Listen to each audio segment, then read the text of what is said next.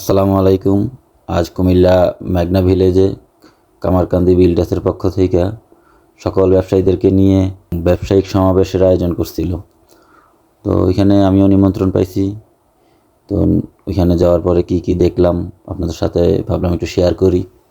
প্রথমেই গেলাম, যাওয়ার পরে প্রথম অনুষ্ঠান শুরু হয় নাই, একটু ঘোরাঘুরি করলাম, পার্কটা দেখলাম। ঘুরতে ঘুরতে একটা জায়গায় এসে দেখি সবাই ছবি তুলতেছে। আমি ভাবলাম ছবি তোলার জন্য আবার লাইন কিসের। পরে দেখি ওমা ক্যামেরা দেখি ঘুরে। পরে একটু কিছুক্ষণ দেখলাম, দেখা এগুলি তো আগে টিকটকে দেখতাম, ভিডিও ইউটিউবে দেখতাম। তো ভাবলাম আমিও চান্স মিস করে লাভ নাই, আমিও মেরে। তারপর খাওয়া দাওয়ার ঘোষণা আসলো, যার যার আসন গ্রহণ করার জন্য বলল। খাওয়া দাওয়া করলাম। খাওয়া দাওয়ার পরপরই অনুষ্ঠান শুরু হইতেছে।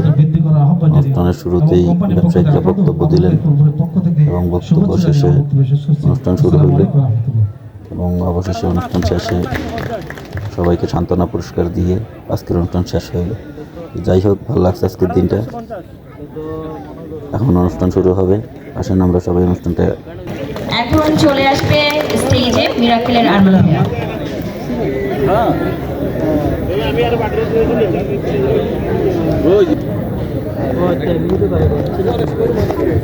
আসসালামু আলাইকুম।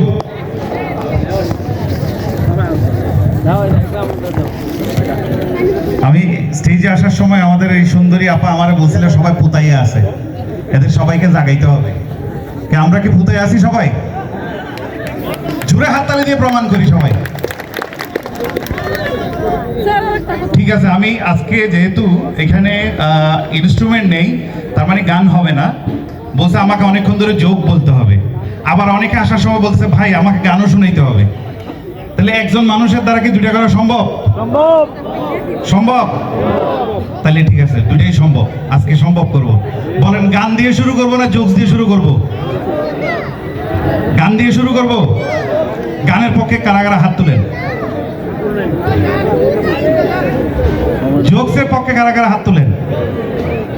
জোকস আগে আছে। আচ্ছা, একটু জোরে হাততালি দিয়ে শুরু করি সবাই। Thank you.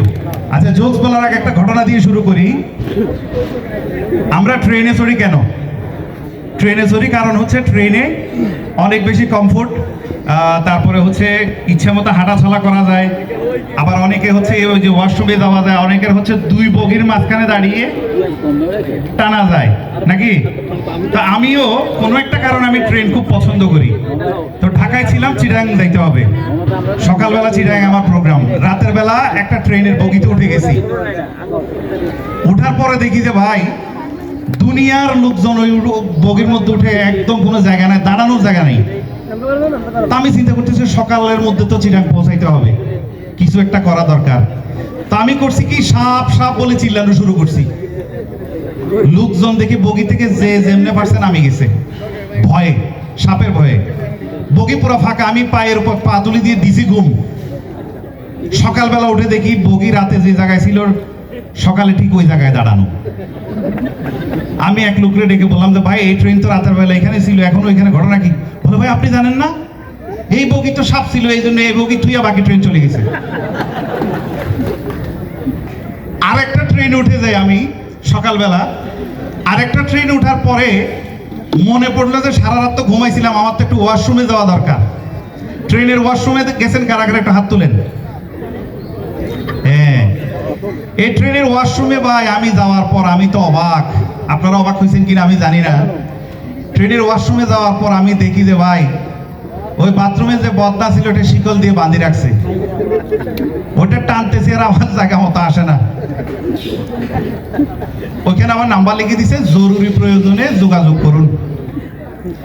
আমি ফোন করছি, জরুরি প্রয়োজন। তো বললাম যে ভাই আপনাদের ট্রেনে যে বাথরুমে বদনা রাখছে এটা তো শিকল দিয়ে বাঁধি রাখছে, এটা আমি টানতেছি আমার জায়গা মতো আসে না। ভদ্রলোক আমার উত্তর দিছে, বলে যে ভাই বদনা না হয় শিকল দিয়ে বাঁধি রাখছে, কিন্তু আপনার জায়গাটা তো বাঁধা না। বলে আপনার জায়গাটার একটু বদনা পর্যন্ত আগায় নেন। এই পরিমাণ কষ্ট করে আমি চট্টগ্রাম পর্যন্ত পৌঁছাই। একটু হাততালি দিই সবাই। আচ্ছা, ফাঁকে দিয়ে কিন্তু গানও হয়ে যাবে। বন্ধুর বাড়ি জালালি কবুতা, আমার বাড়ি আসে রে,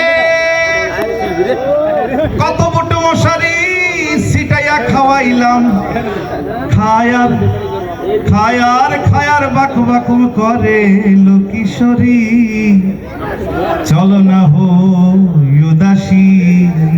হাততালি দিয়ে দিয়ে এবার একসাথে একসাথে। আমার মোহন না চায় এ ঘর বাঁধিল কিশোরী, প্রাণ না চায় এ ঘর বাঁধিল কিশোরী, চলো না হো উদাসী।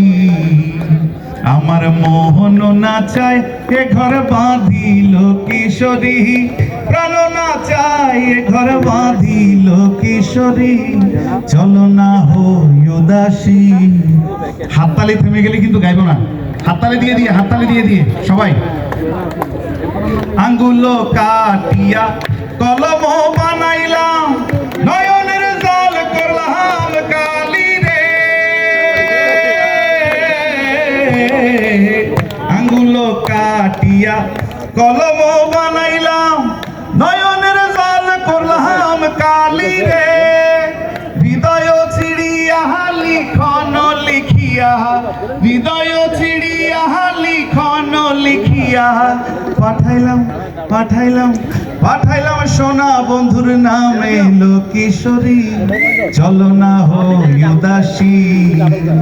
আমার মোহন না চায় এ ঘর বাঁধিল কিশোরী, প্রাণ না চায় এ ঘর বাঁধিল কিশোরী, চলো না হো উদাসী।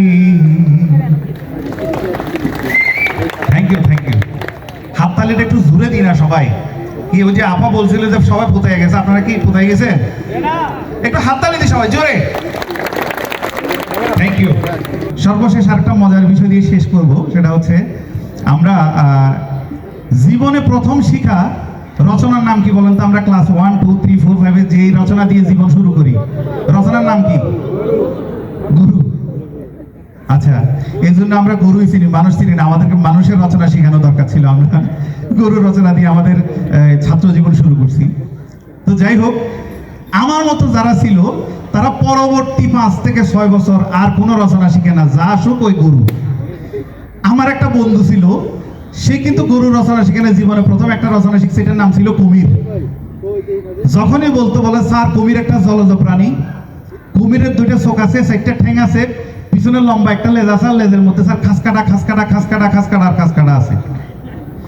তো টিচার চিন্তা করতেছে এই বদমাইশে কুমির থেকে বাইর করতে হবে।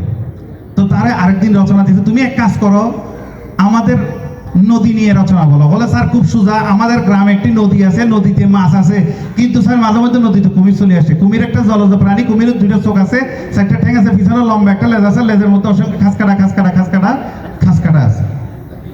টিচার চিন্তা করছে যে লাভ সেই কদু, তারা তো নদী দিলে সে কুমির নিয়ে চলে আসে। তার কি দেখা যায়, এমন কি আছে যেটা দিলে সে কুমির আনতে পারবে না? তো অনেক চিন্তা ভাবনা করার পর তারা বলছে তুমি এক কাজ করো, তুমি আকাশের বিমান নিয়ে রচনা বলো। ওই বদমাইশ আবার বলতেছে স্যার খুব সোজা, বিমান আকাশ উড়ে, বিমান নিয়ে মানুষ এক দেশ থেকে আরেক দেশে যায়, কিন্তু স্যার মাঝে মধ্যে বিমান অ্যাক্সিডেন্ট করে, অ্যাক্সিডেন্ট করলে নদীতে গিয়ে পড়ে, নদীতে মাছ আছে, কিন্তু স্যার মাঝে মধ্যে কুমির চলে আসে। কুমির একটা জলজ প্রাণী, কুমিরের 2টা চোখ আছে, 4টা ঠ্যাং আছে, পিছনে লম্বা একটা লেজ আছে, লেজে কি আছে? শুরু বলতে হবে কি আছে? খাসকাটা আছে। টিচার আবার খুব চিন্তা করতেছে, এই বদমাইশ এটা নি কষ্ট, যে কোনো ভাবে এরে এই কুমির থেকে বাইর করতে হবে। অনেক চিন্তা ভাবনা করার পরে তারা বলছে তুমি এক কাজ করো, পলাশী যুদ্ধ নিয়ে রচনা বলো। বদমাইশ তো পড়ে গেছে বিপদে, এটা পলাশী যুদ্ধের মধ্যে কেমনে কুমির, কি করা যায়?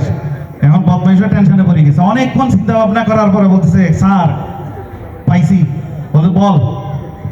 বলছে পলাশী যুদ্ধ হয়েছিল 1757 সালে নবাব সিরাজদৌল্লার সাথে ইংরেজদের। যুদ্ধের মধ্যে নবাব সিরাজদৌল্লা পরাজিত হয়েছিল। কেন হয়েছিল? কারণ নবাব সিরাজদৌল্লা মীর জাফরকে প্রধান সেনাপতির দায়িত্ব দিয়ে খাল কেটে কুমির এনেছেন। কুমির একটা জলজ প্রাণী। কুমিরের দুইটা চোখ আছে, চারটা ঠ্যাং আছে, পিছনে লম্বা একটা লেজ আছে। আর লেজে কি আছে?